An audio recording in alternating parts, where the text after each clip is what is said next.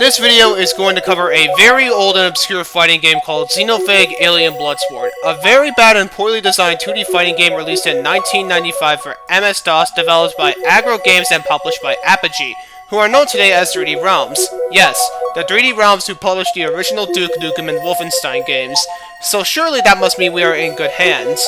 Even the story of the game sounds cool. Two humans, a man and a woman, get their asses dragged to a tournament in order to fight different aliens from different planets. So this is a fighting game where you get to fight aliens and play as aliens. That sounds cool, right?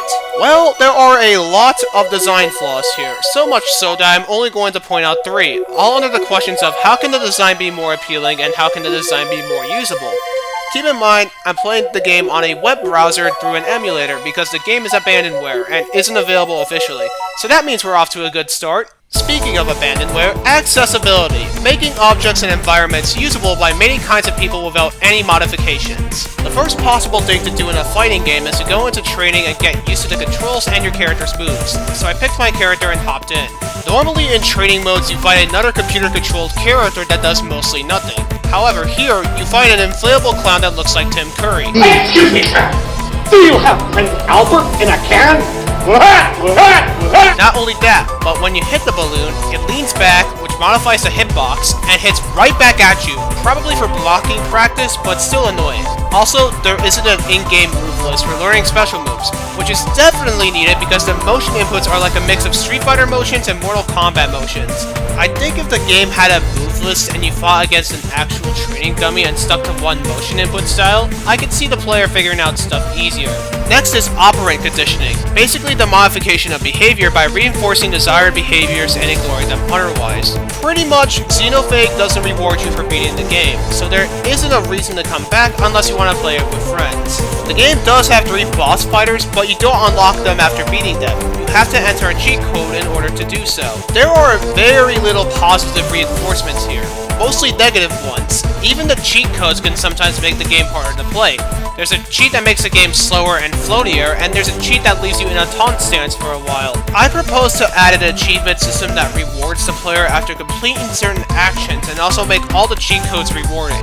I've already pointed out so much negativity that I need to find something positive. And ironically enough, despite the poorly designed and unusable training mode, there's a simple controls feature for making a better entry point without ruining the depth of the game, if it has any. Okay, an entry point in this context is an intentional entry into a design, so not only do the controls apply here, but so does the difficulty before going into story mode. Here's how the entry point works. You open the game, you set your buttons, you select your character, and then you select the difficulty. The game also gives options for less bosses depending on how easy your difficulty is. But something feels a little complex about this process. The saying of Hicks' Law is that the amount of time it takes to make a decision increases as the number of alternatives increase. And if anything, I'd say Xenophage does this too much because there are so many menus that lead to so many features that really don't need menus. Let's describe the selection process of Killer Instinct, which came out a year before Xenophage. You select one-player mode, choose your character, and then you're on your merry way. Here, you select story, scroll down to the character select, scroll back up to play, select the difficulty, and then finally you're in the arcade ladder. Sounds complex, right? That was the effect of Hicks' Law taking place. It should not take this long to go into a basic fighting game feature such as this in my opinion. It should take 2 to 3 menus tops, not 5. How I would fix it is to put the menu after you select story, and then move the difficulty shit into settings. That's what Killer Instinct and Street Fighter 2's Genesis port did. And both of them came out before Xenophage. The final principle of design might be a bit of a stretch. The red effect. Perceiving men wearing red as more dominant and women wearing red as more attractive. This is probably going to disgust some people watching this, but it works for this game somehow, specifically with the character Nick. Nick is a brawny lumberjack who wears a red sweater, making him, in my opinion, one of the better designed characters in the game due to the use of this effect.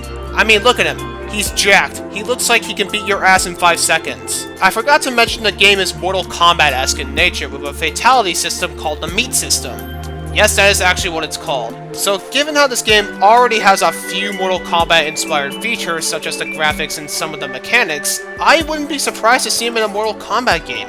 Maybe as a cameo where he swings his axe given how his use of red reflects his dominance. In conclusion, Xenophage is a game with a plethora of lows and very few highs to make up for it.